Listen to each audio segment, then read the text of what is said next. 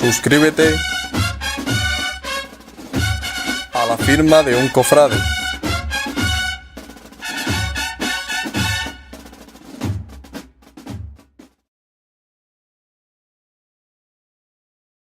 Guadalquivir. Sevilla y Guadalquivir. Un río y una ciudad. El río ha estado siempre unido a las alegrías y a las tristezas de Sevilla, a sus grandezas y a sus miserias, a sus vivencias y hasta a su fe. Fe y vivencias que también tuvieron su origen hace ahora 2000 años, en otros ríos lejanos, en otras tierras lejanas, allá en Galilea.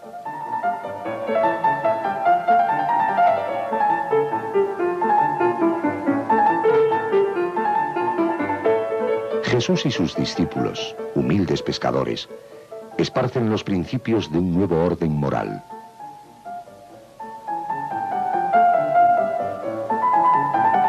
Y que llegaron a todos sus rincones bajo el amparo y la sombra de la cruz.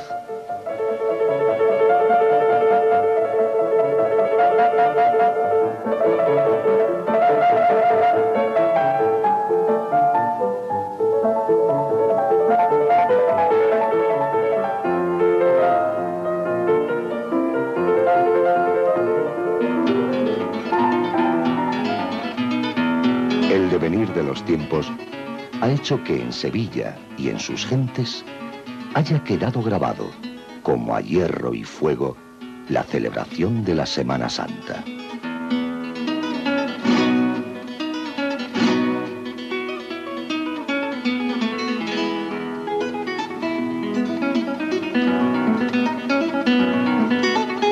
Cada año, cuando florece el azahar, esta ciudad despierta de su letargo invernal y se prepara con ilusión y con ánimos renovados a recoger el testigo de su legado de primavera.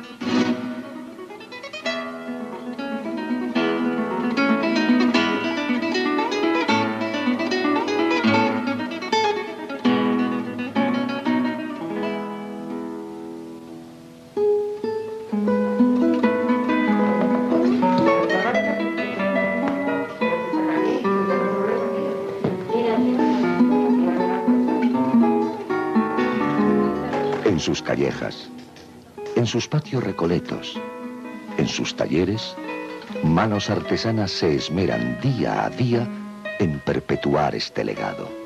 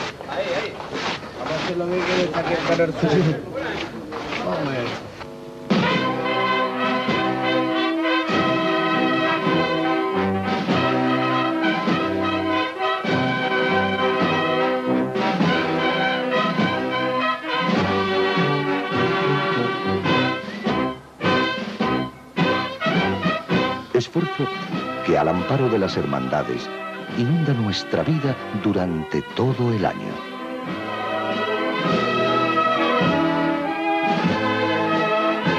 Un hecho complejo que mezcla con la mayor sencillez lo humano y lo divino.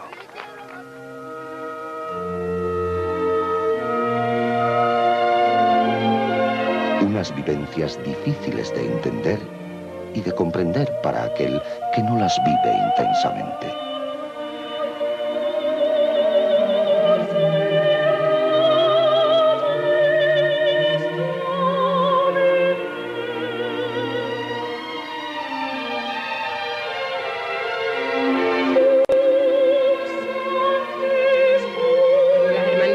vive la hermandad todo el año. O sea, que no es solamente salida de cofradía en Semana Santa, aquí se vive conjuntamente todos los hermanos. Hermandad es la palabra, de hermandad, de hermanos, y vivimos todo el año para todo. Se hace de todo, de obras de caridad, se vive con las imágenes, se le dan a las imágenes sus cultos durante todo el año. Tenemos una serie de obligaciones, los hermanos, se cumplen.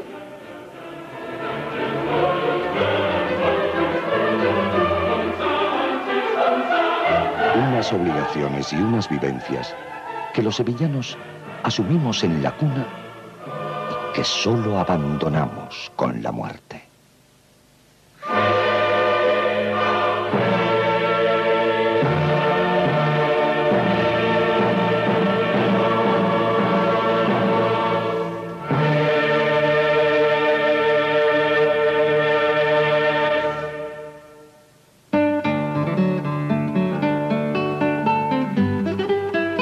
Para ayudar a comprender este misterio, nuestro equipo presenta una visión sencilla de la Semana Santa y tal vez, por sencilla, insólita y a veces olvidada.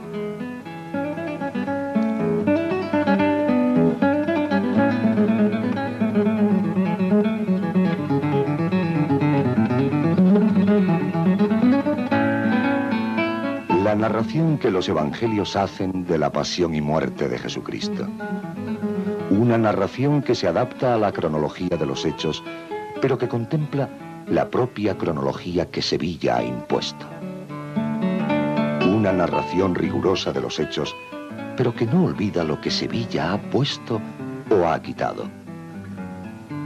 Una narración fiel, pero que acoge con agrado todo el embrujo y el encanto con que Sevilla la adorna.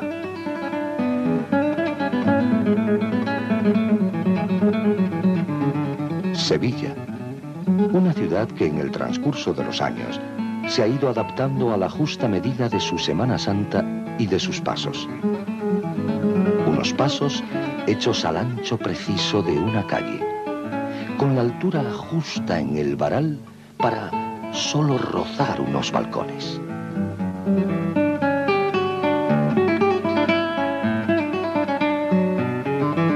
Semana Santa en Sevilla.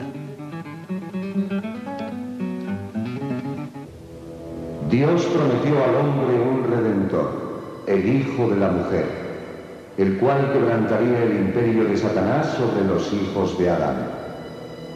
Esta promesa se renovó a Abraham, se recogió en la religión de Israel y se cumplió al cabo de 40 siglos cuando llegó la plenitud de los tiempos.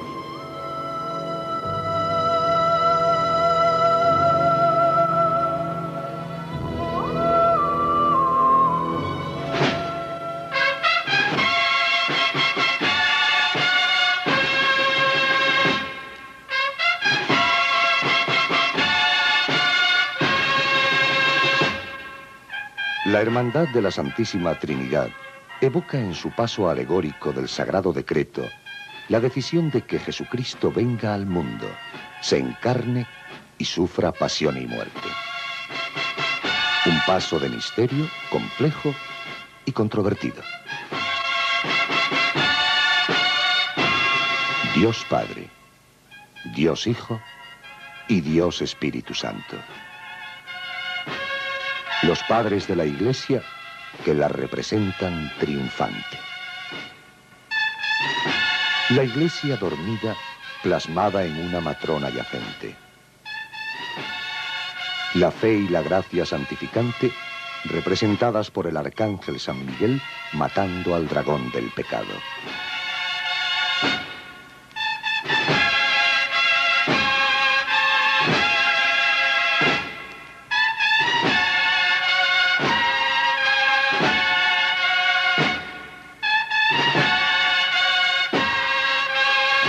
La Hermandad de la Trinidad, popularmente unida a los padres salesianos, se fundó en los inicios del siglo XVI.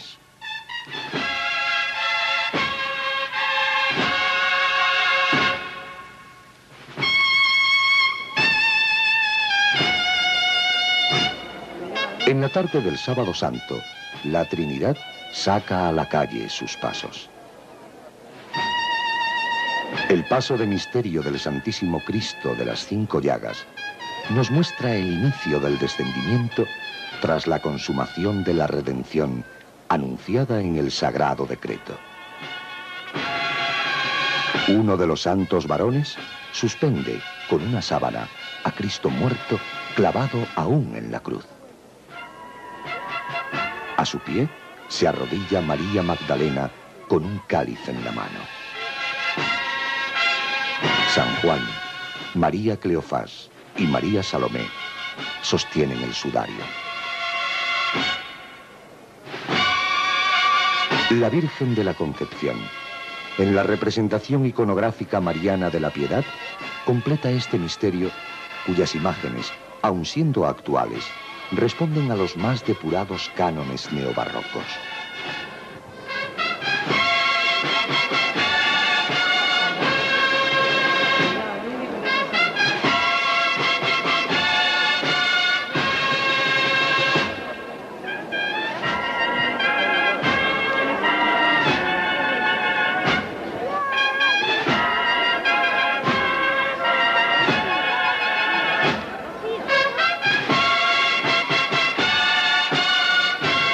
El paso de palio de Nuestra Señora de la Esperanza, imagen tallada en cedro por Juan de Astorga a inicios del siglo XIX, completa el cortejo procesional.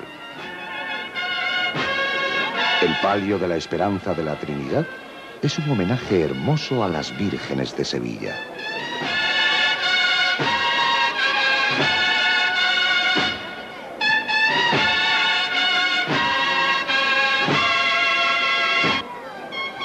En sus respiraderos, el orfebre seco realizó un extraordinario trabajo. La Virgen del Rocío y la Virgen de los Reyes, patrona de Sevilla, se reproducen en plata en las capillitas de estos respiraderos.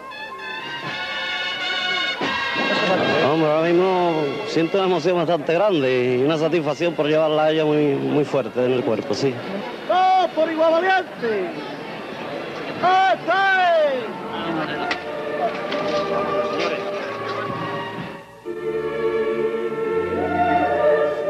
María, de acuerdo a la voluntad de Dios, fue la Madre Inmaculada de Jesucristo.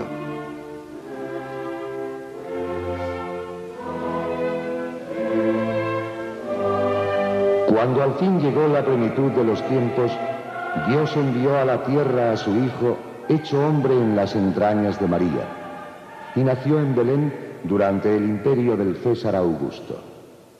Y Jesús creció en virtud y en sabiduría, predicando y enseñando a todas las gentes.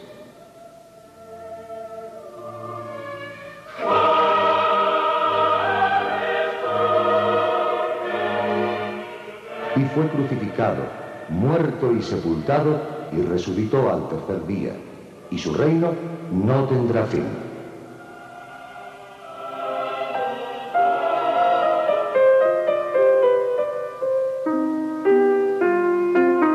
Dentro del año eclesiástico, la última semana de Cuaresma, la Semana Santa, ha puesto de acuerdo a la liturgia y a la tradición popular para recordar la pasión y la muerte de Jesucristo.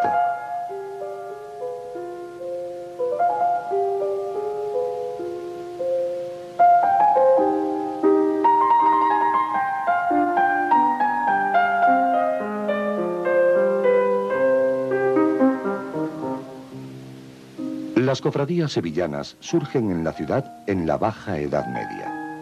Tiempos difíciles para el pueblo. Los gremios fueron una de las pocas formas de subsistencia y de protección social para unos hombres abocados a la injusticia, atormentados por los desastres naturales, consumidos por la miseria y la pobreza, diezmados por la peste y por las calamidades. Un pueblo angustiado por el concepto de la vida y de la muerte. Un pueblo que necesitó aferrarse a sus creencias religiosas, a sus ideas más íntimas para poner en su vida luz y esperanza.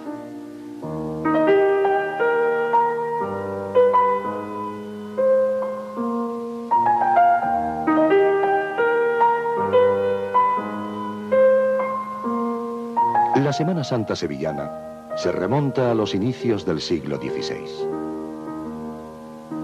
El Concilio de Trento, en oposición a las tendencias protestantes, regula y recomienda la representación pública de las escenas de la Pasión, y empiezan a surgir los grandes y pesados pasos de misterio.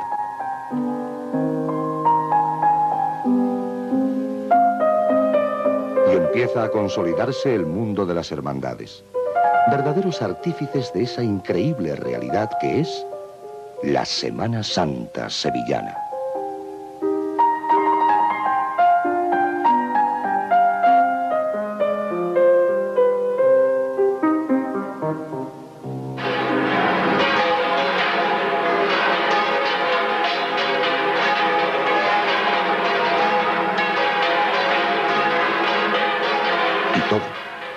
Todo comenzó a pasar de nuevo como ocurrió en aquellos días de primavera.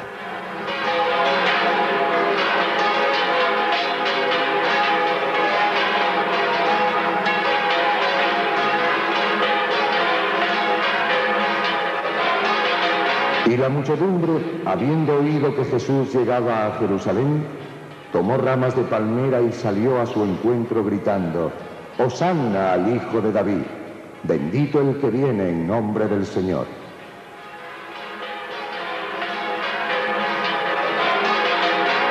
Y cuando se aproximaban, envió Jesús a 2 de sus discípulos y les dijo: «Id a la aldea que está enfrente y encontraréis una borrica atada, y con ella el pollino. Soltadlos y traedlos».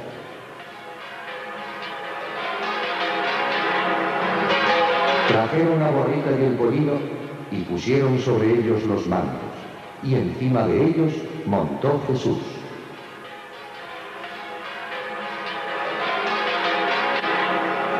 Y los que le precedían y seguían gritaban: «Gloria a Dios en las alturas».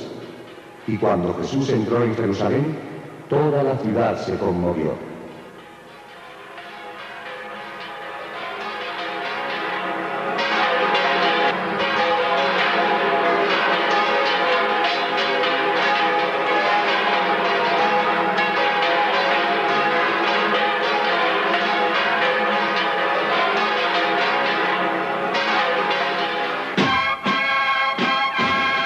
El popular paso de la borriquita, que procesiona por Sevilla en el atardecer del Domingo de Ramos, representa este misterio.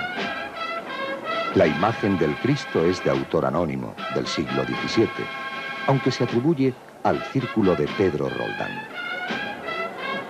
Cristo, sobre el pollino, bendice a la multitud con la mano derecha, mientras con la izquierda sostiene las riendas de su montura.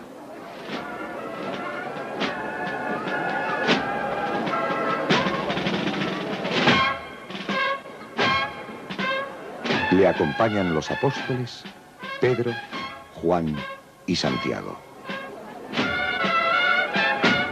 Unos judíos y un grupo de niños sostienen palmas y ramas de olivo y extienden vestiduras al paso de Jesús. Completa la escena el publicano Zaqueo, representado por un niño subido a una palmera cortando sus hojas.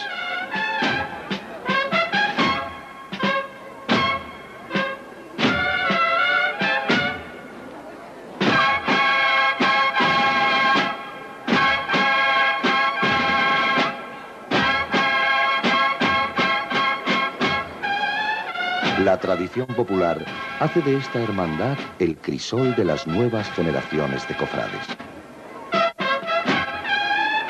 Estas interminables filas de pequeños nazarenos nos hacen ver con optimismo la continuidad y el futuro de estas tradiciones en un mundo que a veces hace difícil comprenderla.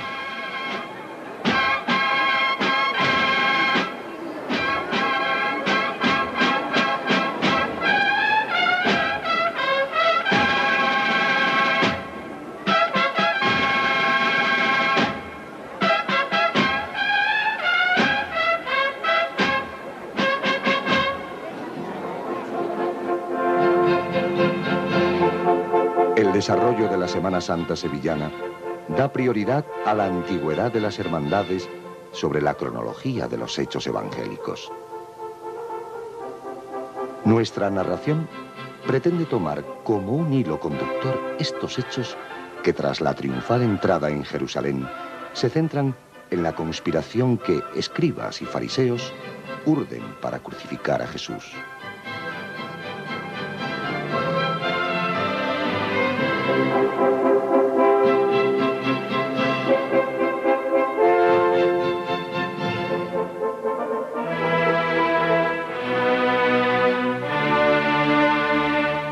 Entró Satanás en Judas, uno de los 12, y trató con los sacerdotes. Y les dijo: ¿qué me queréis dar y os lo entrego? Se convinieron en 30 piezas de plata, y desde entonces buscaba ocasión para entregarle.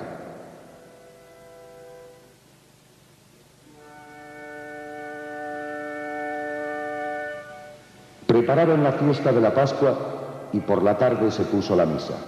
Y mientras cenaban dijo: en verdad os digo que uno de vosotros me entregará. Tomó la palabra Judas, el que iba a entregarle, y dijo: ¿soy acaso yo, Rabí? Y él respondió: tú lo has dicho. Judas, tomado el bocado, se salió luego.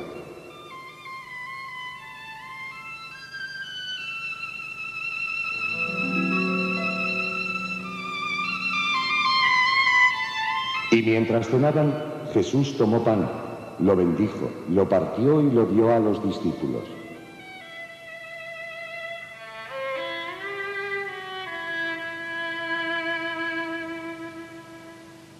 Y tomando un cáliz y dando gracias, se lo dio, diciendo: comed y bebed, que este es mi cuerpo y esta es mi sangre de la alianza, que será derramada por todos para remisión de los pecados.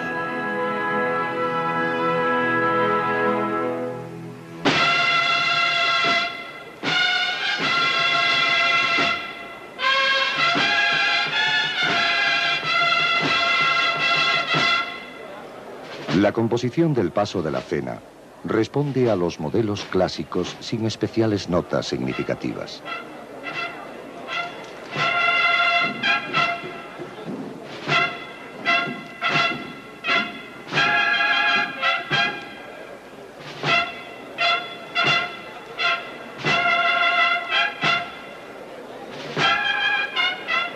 La Hermandad de la Cena tiene sus orígenes a finales del siglo XVI. En el siglo XVII se unió a la Hermandad de la Humildad y Paciencia, de la cual procede su segundo paso que, aún hoy, procesiona por las calles sevillanas en el anochecer del Domingo de Ramos. El Cristo de la Humildad y Paciencia es obra anónima del siglo XVI. Su composición denota claramente que fue una imagen hecha para la devoción popular. Está hecho en pasta de madera y representa al Señor en espera de ser crucificado.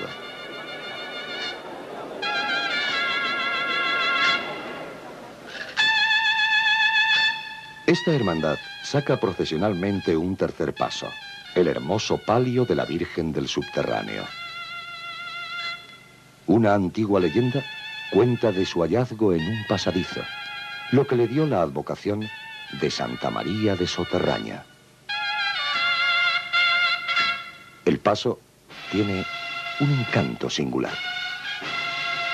7 lágrimas resbalan por sus mejillas y expresan su dolor.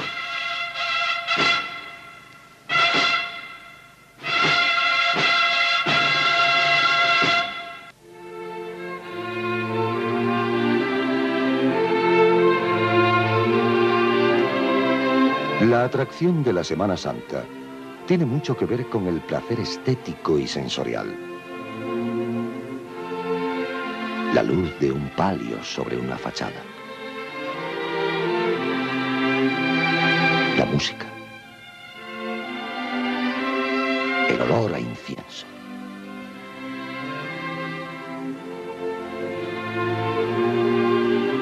Sensaciones que atacan y vencen a los sentidos.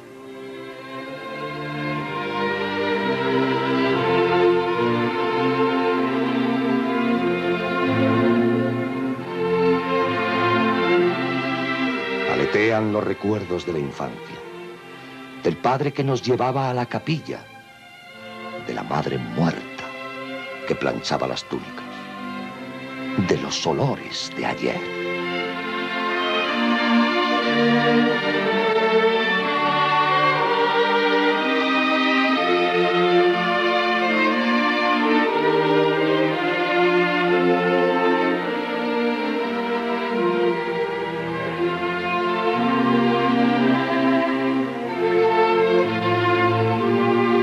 Y acabada la cena salieron, según costumbre, al monte de los olivos.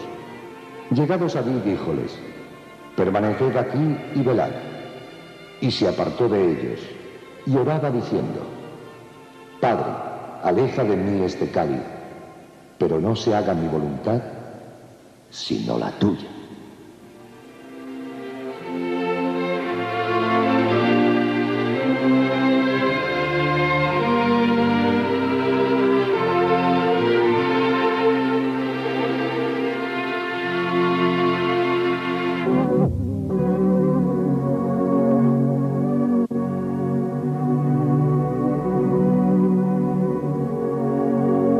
El ciclo de la Pasión adquiere en la iconografía sevillana una prodigiosa riqueza de temas.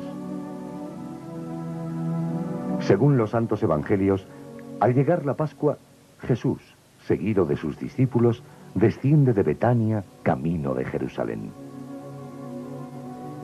La entrada mesiánica de Jesús en Jerusalén es un episodio que confirma las profecías de Zacarías y que concluye con la celebración de la cena pascual.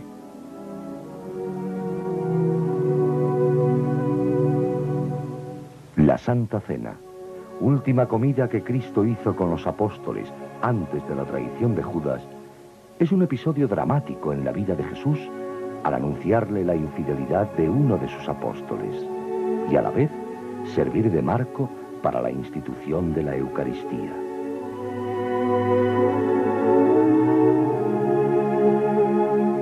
Tras la cena, Jesús y sus discípulos se retiran al Monte de los Olivos. Un lugar propicio para la traición.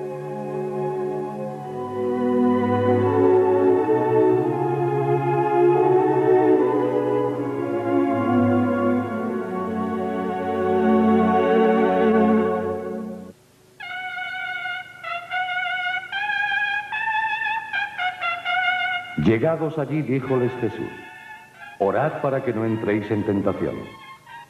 Y puesto de rodillas, oraba diciendo: Padre, si quieres, separa de mí este cáliz. Y se le apareció un ángel del cielo que le confortaba. Lleno de angustia, sudó gruesas gotas de sangre que corrían hasta la tierra. La Hermandad de la Sagrada Oración en el Huerto y de María Santísima del Rosario fue fundada a mediados del siglo XVI por el gremio de los patrones de barcos. Desde fecha antigua, residió en el convento de los dominicos de Montesión, lo que le ha dado su nombre popular. La imagen de Jesús es una talla en cedro realizada a finales del siglo XVI por Jerónimo Hernández, al que se atribuye igualmente el ángel. Las múltiples transformaciones y restauraciones que han sufrido a lo largo de los tiempos no han podido borrar su evidente belleza.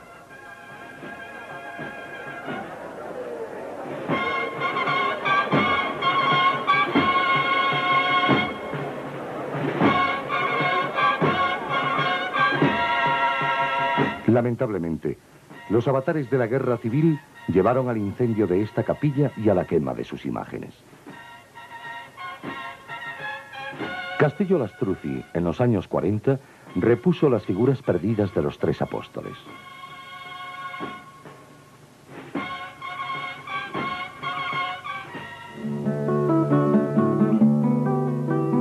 No hay olivos en las calles y en los jardines de Sevilla. Los sevillanos sabemos bien que es árbol de tierra de labor, de campo abierto, de soledad.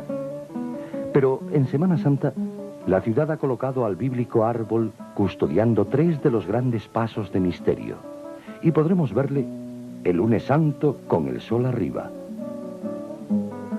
el miércoles santo bajo la luna plena y el jueves santo en las horas del último sol, en la calle Feria, en el preludio de esa madrugada cuando ya se presiente el rumor de la Macarena y las pisadas de un mítico caballo por las calles de Triana.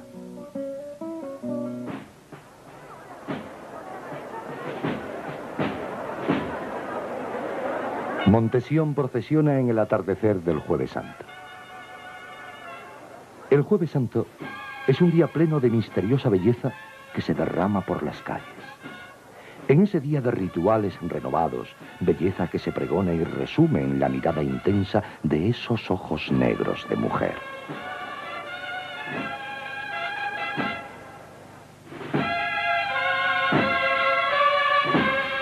Luego vino a los discípulos y les dijo: levantaos, vamos, que ya llega el que va a entregarme. Llegó Judas, uno de los 12, y con él una gran turba armada, mandada por los príncipes de los sacerdotes. El traidor les había dado esta señal: aquel a quien yo besare, ese es, prendedle. Y al instante acercándose a Jesús dijo: salve, Rabí, y le besó. Y Jesús le contestó: Judas, ¿con un beso entregas al Hijo del Hombre? La primera cofradía que sale el lunes santo nos presenta el beso de Judas. Una marea de ramas de olivo enmarca el misterio. Jesús, de cara a todos, recibe el beso del ator. Detrás, las figuras de los apóstoles que reflejan en sus caras su angustia y su pena. Antonio Castillo Lastruzzi realizó a finales de los 50 las imágenes de este paso.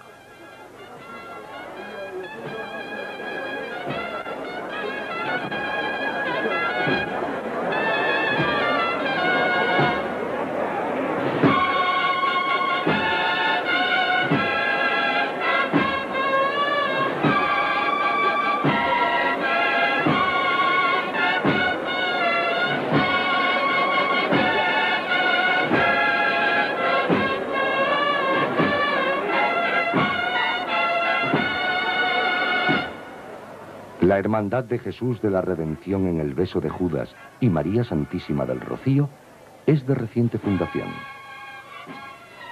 Tiene un marcado carácter mariano que se refleja en su hermoso palio. La Dolorosa, tallada por Castillo Lastruzzi, se nos presenta afligida, la mirada perdida, como añorante de las llanuras salmonteñas. El palio evoca motivos marismeños en el repujado de sus respiraderos y los sones nos traen recuerdos de la romería de Pentecostés.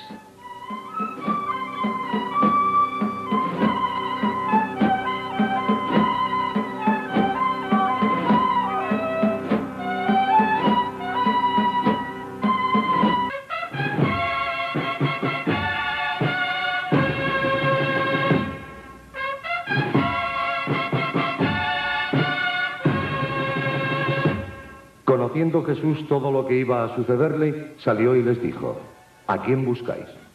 Respondiéronle: a Jesús de Nazaret. Y él les dijo: yo soy.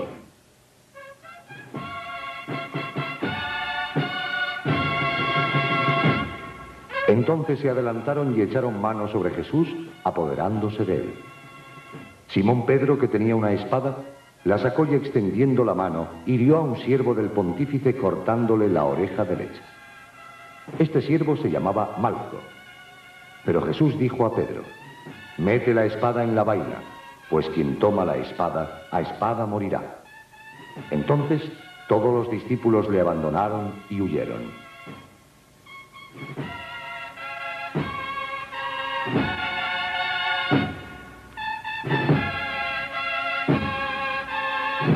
Este es el momento evangélico escogido por Castillo Lastruzzi en 1945 para ilustrar el misterio titular de la Hermandad de los Panaderos. Sobre una enorme canastilla, Jesús, en el centro, se identifica ante quienes van a prenderle. El grupo está constituido por un sayón que lleva una tea encendida, un esclavo etíope a apresarle y 2 soldados de una cohorte romana. Cerca, Judas, el discípulo delator, se lleva una mano a la cabeza y con la otra sostiene una bolsa con el precio de la traición. Tras ellos, bajo un gran olivo, los apóstoles Juan, Pedro y Santiago.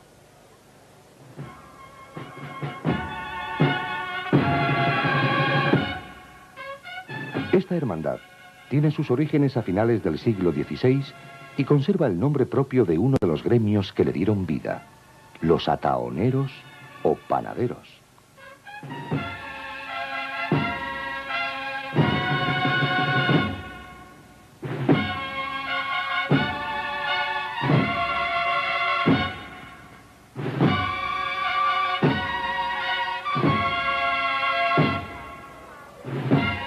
En el anochecer del miércoles santo, otro olivo es testigo mudo de la traición.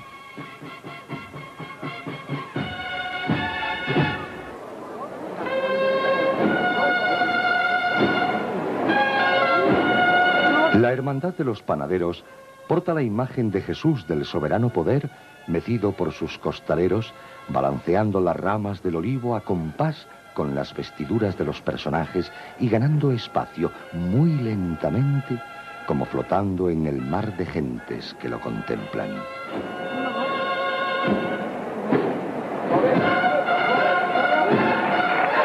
De noche, es como un gran barco que se divisa en la lejanía y que se va acercando como a golpes de marea hasta hacerse presente en un instante mágico que se nos va cuando el paso continúa su camino hasta desaparecer de nuestra vista tras una esquina, dejándonos solo el último resplandor de sus luces y el renacer de nuestra anual nostalgia.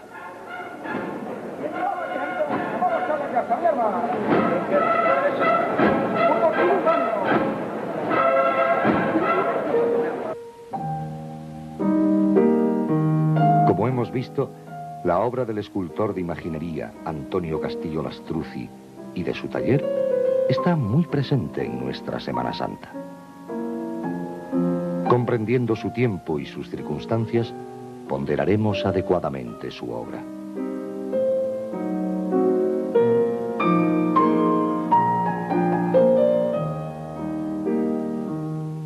A finales del pasado siglo, prosperaban en nuestra ciudad corrientes escultóricas que toman los modelos decimonónicos.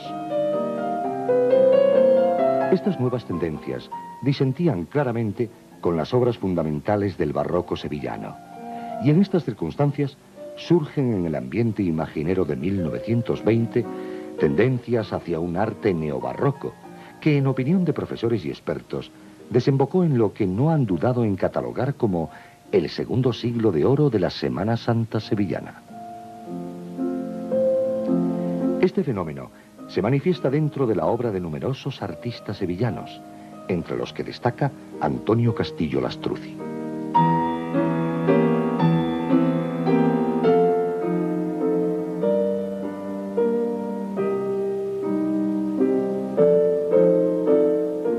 Nace Castillo Lastruzzi en el año 1882 en la antigua calle de los Quesos.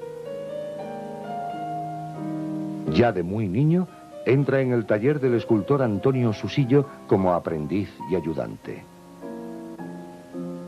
Sus primeros trabajos se centran en el modelado de figurillas de barro, demostrando una maestría sin igual en el manejo de la terracota. En su juventud, estudió en la Escuela Industrial de Artes y Oficios de Sevilla. Uno de sus maestros, el académico y pintor Virgilio Matoni, le influyó de forma decisiva, dando a su estilo una cierta solemnidad que nunca abandonaría.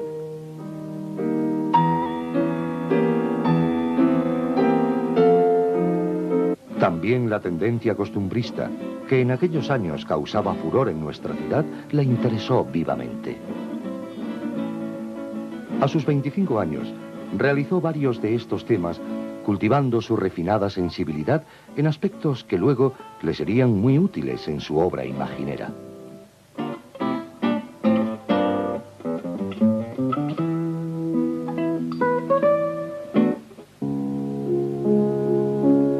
En 1925, su carrera ascendente se ve premiada por una beca de la Diputación Provincial de Sevilla para perfeccionar estudios en París y en Roma. La Guerra Mundial solo permite su estancia en París, donde frecuenta el Museo del Louvre y se familiariza con los modelos clásicos y con las tendencias de vanguardia.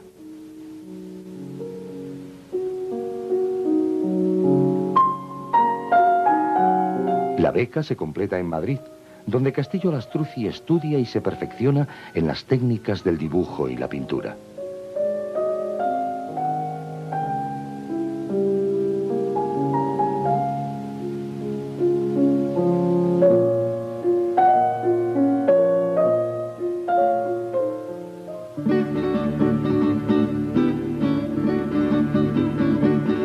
Vuelve a Sevilla casi con 30 años y con una gran maestría artística. Monta su taller de escultor, en el que trabajarán varios de sus hijos siguiendo el modelo de las antiguas sagas familiares. Mantiene una numerosa plantilla, con carpinteros, entalladores, tallistas, doradores y todos los demás oficios precisos para el remate de las obras escultóricas. Organiza este importante taller en el número 52 de la calle San Vicente de forma semi-industrial para poder acometer gran cantidad de obra.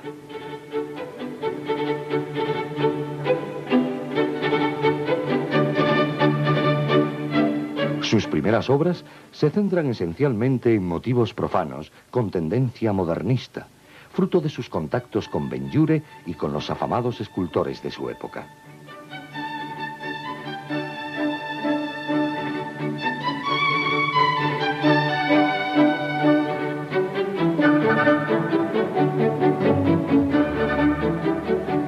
Ya entonces comienza a modelar los primeros estudios para figuras procesionales.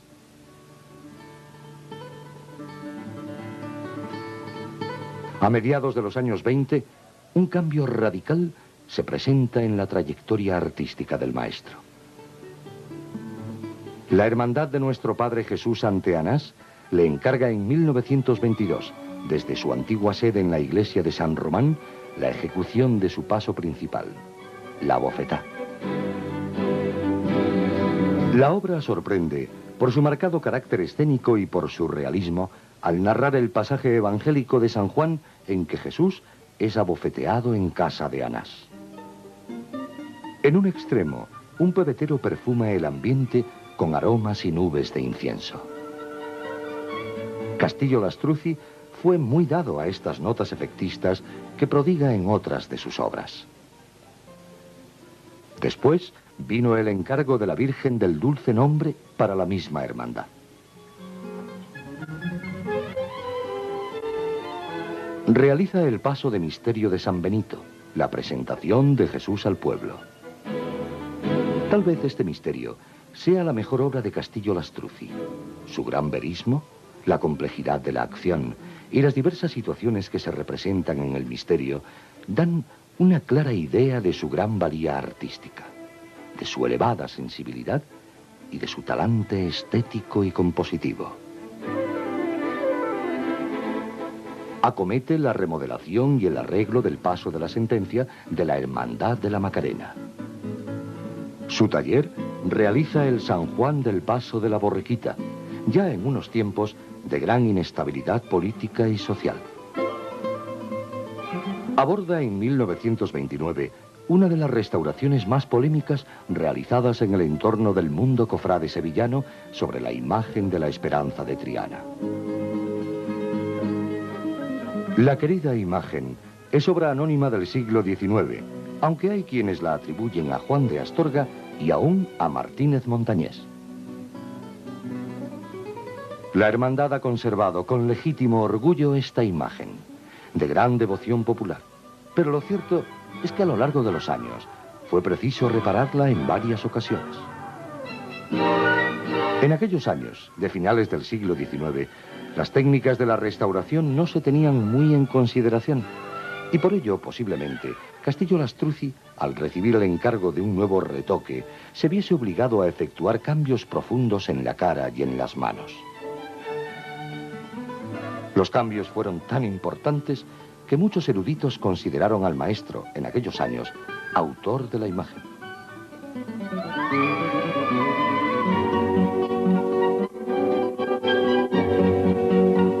En 1932, Castillo Lastruzzi recibe el encargo de reponer las imágenes de la Hermandad de la Iniesta.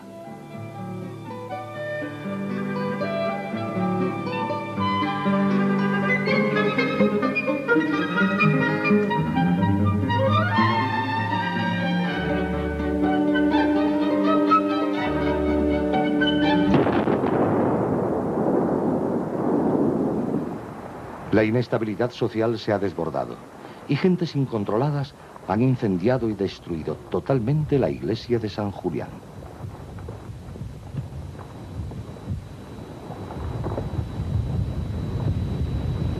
La misma suerte de San Julián la corren Montesión, San Juan de la Palma, el Buen Suceso, San Roque, con la pérdida de gran parte del patrimonio artístico de las hermandades. En la posguerra, todos los talleres de la ciudad y el de Castillo Lastruzzi entre ellos reciben infinidad de encargos, marcando una nueva etapa en la estilística del maestro. Fue un hombre humilde, modesto y de gran religiosidad. Al parecer fue muy devoto del Gran Poder y de la Macarena. Hermano del Museo y de la Bofetá, donde fue diputado artístico.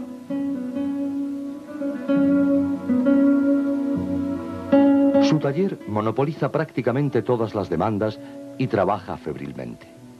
Precisa una organización casi industrial, que posiblemente no debió ser del gusto del maestro, ya que la producción de tal cantidad de obra fue en detrimento de la calidad de la misma. A pesar de ello, es de justicia admitir que, aún así, sus imágenes son magníficas y marcaron un hito en el resurgir del barroquismo en la imaginería de nuestra ciudad y de toda Andalucía.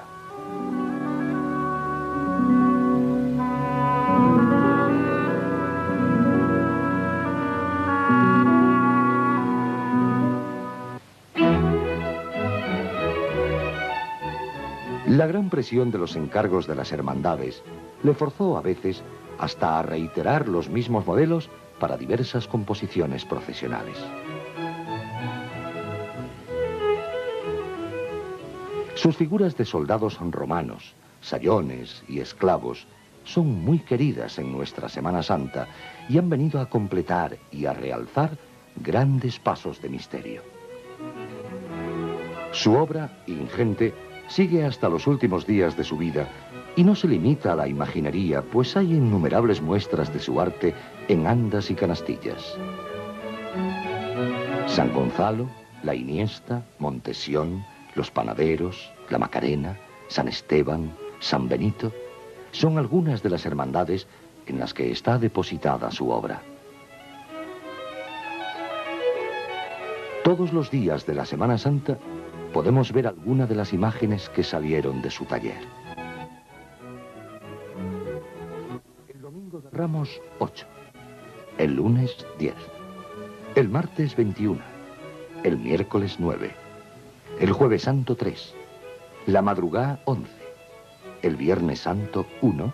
Y el sábado, la última, María Santísima de la Soledad, en el precioso palio de la Hermandad Servita.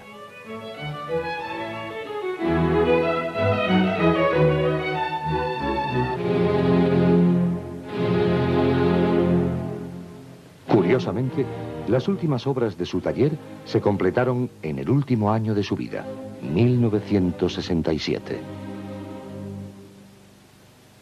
Muere a los 85 años de edad, casi con la gubia en la mano.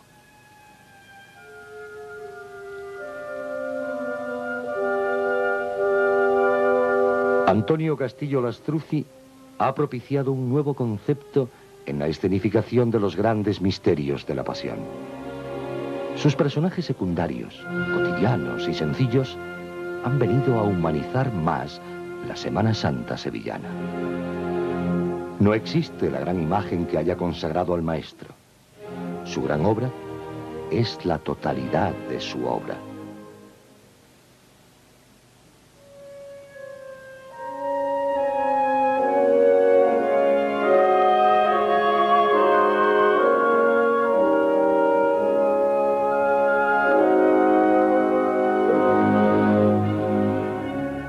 La cohorte y los alguaciles de los judíos se apoderaron de Jesús y le ataron. Y los sacerdotes buscaban falsos testimonios contra Jesús para condenarle a muerte. Y el pontífice le preguntó: ¿tú has dicho que podías destruir el templo de Dios y reedificarlo en 3 días? Jesús callaba. ¿Callas? ¿Nada respondes lo que estos testifican contra ti? Te conjuro para que me digas si tú eres el Hijo de Dios. Y Jesús le contestó: tú lo has dicho, y a partir de ahora veréis al Hijo del Hombre sentado a la diestra de Dios. Entonces el pontífice, dando grandes voces, dijo: ha blasfemado, reo es de muerte.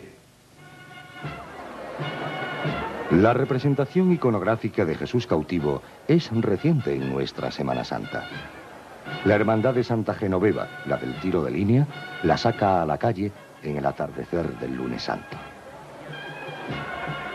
La Hermandad del Tiro de Línea es de fundación reciente, en un barrio humilde de la ciudad que nace en los años 40.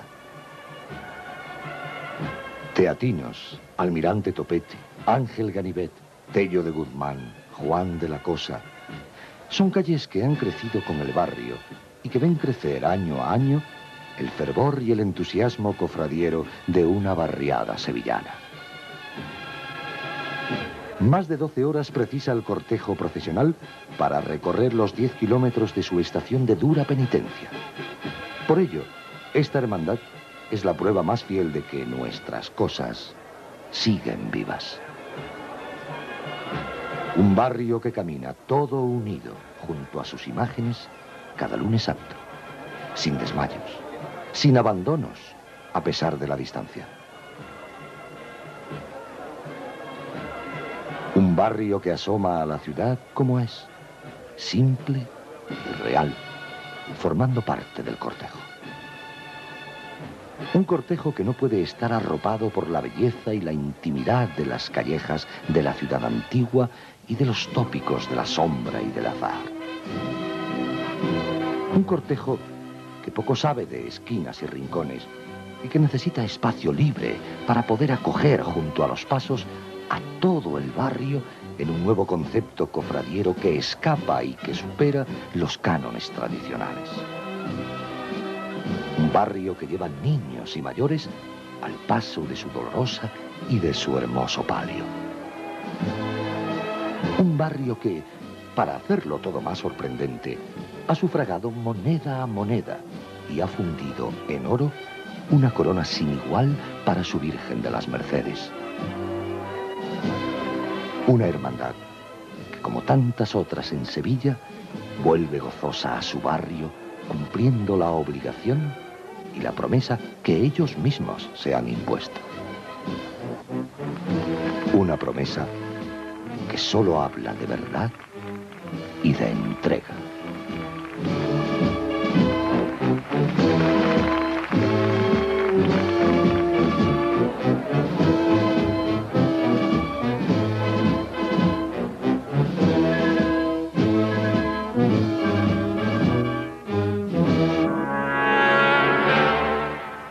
Después de su cautividad en Babilonia, el pueblo judío enraizó en las tierras que van desde las orillas del Mediterráneo al Mar Muerto. Su religión, que marcaba toda su vida, era regida por el Sanedrín, bajo el mando de Caifás, el sumo sacerdote. Otras gentes, los romanos, arrebatan a Cartago el dominio del Mediterráneo. Sus legiones pasean triunfantes por la Galia, Hispania, Grecia, Egipto, Siria y por todo el Asia Menor. Judea pasó a formar parte del imperio gobernada por el procurador Poncio Pilato. Y de él dependían las provincias, donde la tolerancia romana permitió una coexistencia entre la religión judía y el poder de Roma. Las referencias evangélicas no son unánimes en sus versiones sobre el proceso que el Sanedrín sigue contra Jesucristo. San Juan dice que fue llevado ante la presencia de Anás, suegro de Caifás. Todos relatan que fue interrogado por el sumo sacerdote Caifás. Algunos hablan de una bofetá. Otros hablan de escarnios y de burlas. El proceso religioso aparece confuso en los evangelios, pero nosotros vamos a seguir la versión que Sevilla ha hecho de las acusaciones contra Jesús.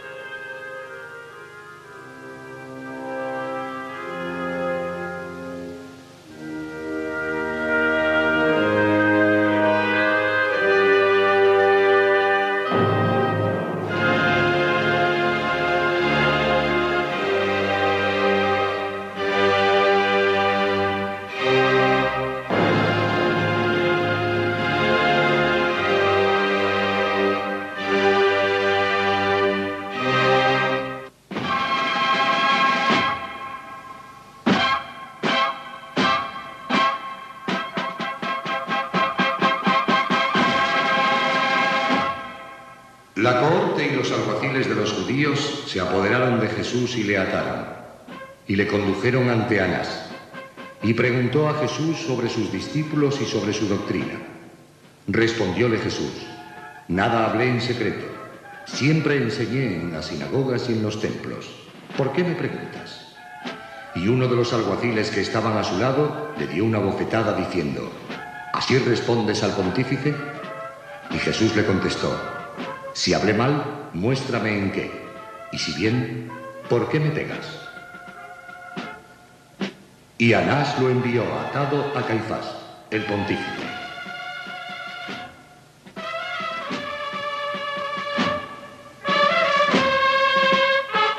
En el anochecer del Martes Santo, la Hermandad del Dulce Nombre nos presenta en su gran paso de misterio a Jesús, que de espaldas al cortejo espera erguido el golpe del sicario. De ahí que de siempre Sevilla haya conocido a este paso como la bofetá. Completan el misterio otro sayón, un soldado romano, 2 miembros del Sanedrín y Anás. Rememorando a los antiguos gremios, muchos empleados de la banca están integrados en esta hermandad y forman el cuerpo de nazarenos que acompaña a nuestro Padre Jesús ante Anás. Sus túnicas blancas de cola, con cinturón de esparto estrecho, llevan en el pecho la cruz trinitaria, tal vez como recuerdo de su refundación a principios del siglo XIX en el Beaterio de la Santísima Trinidad. El gran paso de misterio es llevado por 48 hermanos costaleros.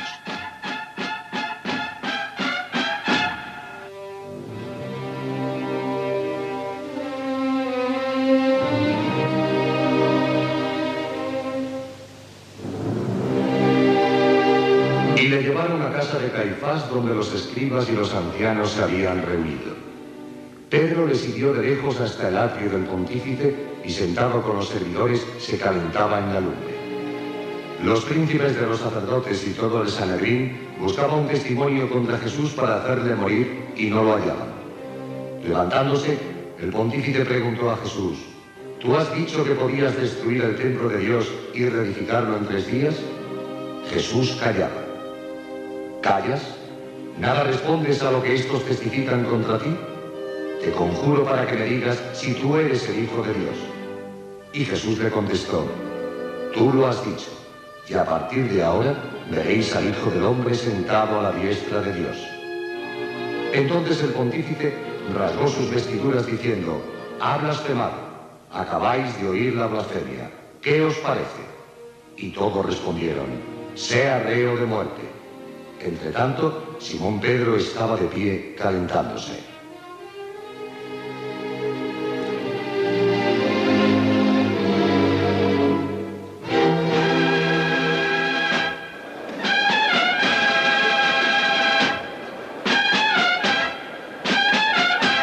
La Hermandad de San Gonzalo es titular del paso de misterio de Jesús en su soberano poder ante Caifás.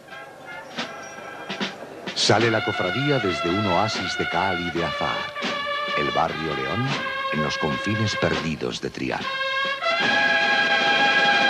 Es hermandad joven y pujante, con pocos años, pero con mucho arraigo en el sentimiento cofrade de un barrio y de unas gentes que en la tarde del Lunes Santo llenan sus calles y se embriagan de los aromas del naranjo y del limonero, de amor y de sentimiento.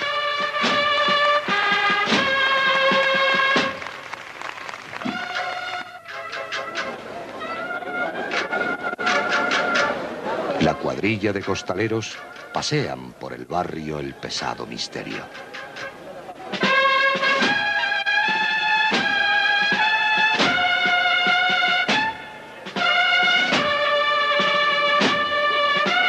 El Señor avanza majestuoso, navegando sobre la multitud, y su serena figura corta las olas.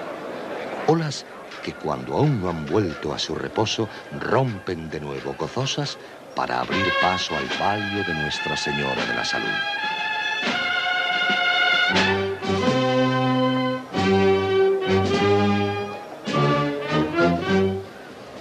Y avanza la Señora con la cadencia justa, al modo trianero.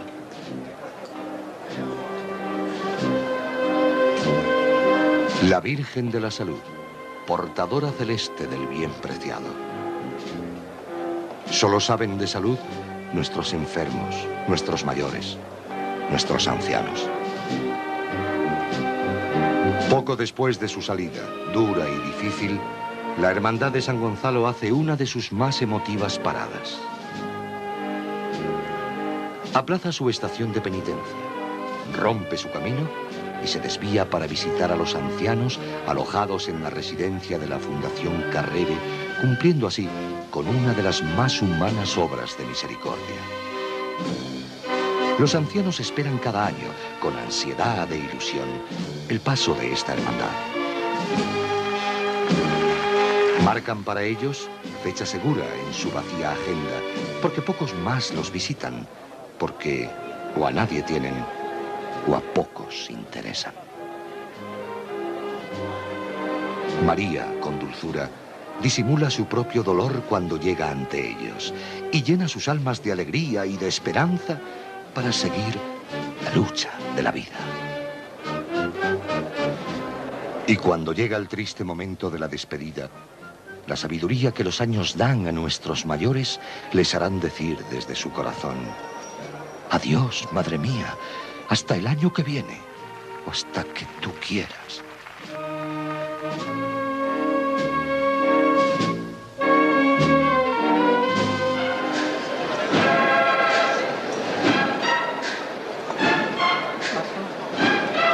El misterio de San Gonzalo forma parte de los enormes pasos que procesionan en nuestra Semana Santa.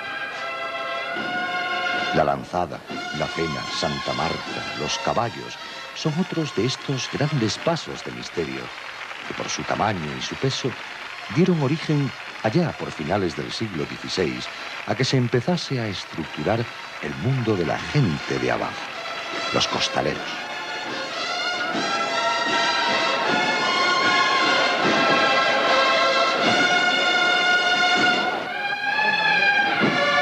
Curiosamente, estos pasos míticos, a los que se les atribuye los mayores pesos, son con los que las actuales cuadrillas de costaleros hacen sus mayores alardes de pericia, fuerza y resistencia.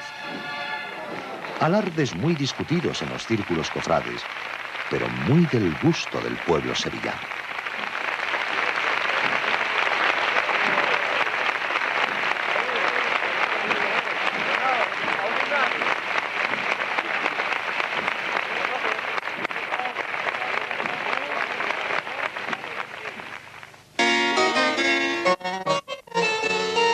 Los hombres de la Gran Compañía de Cargadores de Indias fueron los primeros que portaron a las sagradas imágenes. Su gremio funda, ya en el siglo XV, la Hermandad de la Estrella.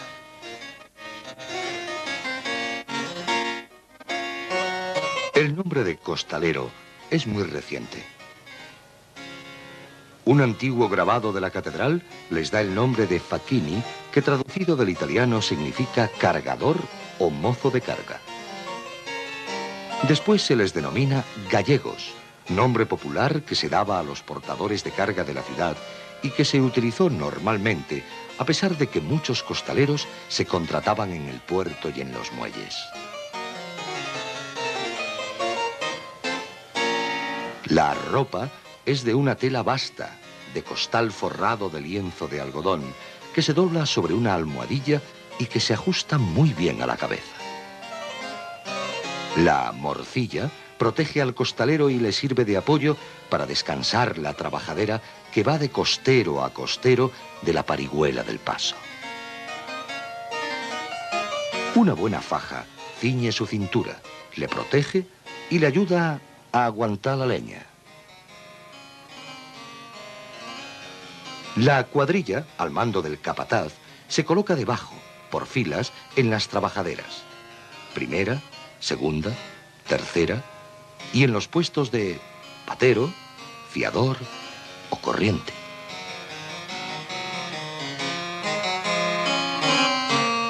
El poeta, Pepe Álvarez el Loco, Torralbo, el Barrendero, el Varilla, Romerito, son nombres imborrables en la pequeña historia del costal.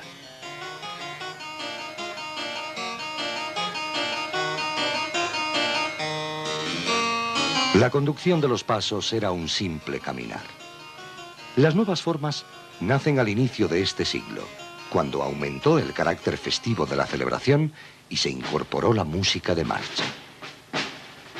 En esos años de principios de siglo, empiezan a consolidarse las cuadrillas y los capataces míticos. Tarila, Palacios, que fue uno de los primeros en instaurar el traje negro, Juanillo Fatiga, el francés, Ayala, el naranjero, fueron capataces precursores de los que han moldeado la actual forma de llevar los pasos.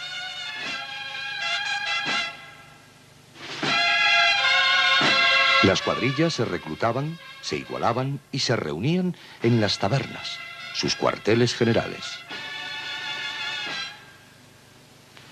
Alfonso Borrero en la Casa de la Moneda, Ariza y Bejarano en Triana, El Penitente en Portela, Vicente Pérez Caro en El Colmo, Los Ratones en Casilva. Yo la cuadrilla que mejor me he adaptado ha sido la cuadrilla de Rafael Franco, la cuadrilla que le llamaban de Los Ratones. Claro, era una cuadrilla que más que nada éramos hermanos, no éramos costaleros, ¿no? Nos queríamos todos y nos ayudábamos, lo mismo en la Semana Santa que durante el año. Siempre estábamos unidos, nos juntábamos en nuestro sitio que le llamábamos reunión o cuartel general, y recuerdo mucho a mi amigo Ormejo, que era el patero izquierdo de Rafael Franco, a mi amigo Valentín, a mi amigo León, a Secano, a Hipólito, a Antoñín, a los hermanos Vega, que siguen todavía sacando algunos cofradías. Y claro, pues a mí me da alegría de ver que llega uno a la Semana Santa y los encuentra todavía con ganas de sacar la Semana Santa de Sevilla y con fe y con cariño.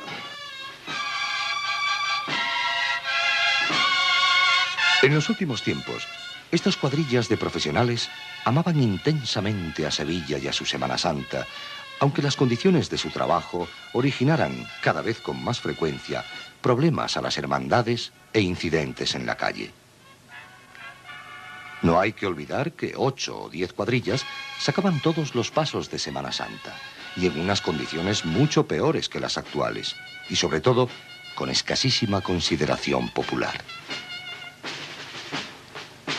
Al costalero se le consideró un trabajador obligado a sacar los pasos y no un componente del cortejo. Compártenos en tus redes sociales. La firma de un cofrade.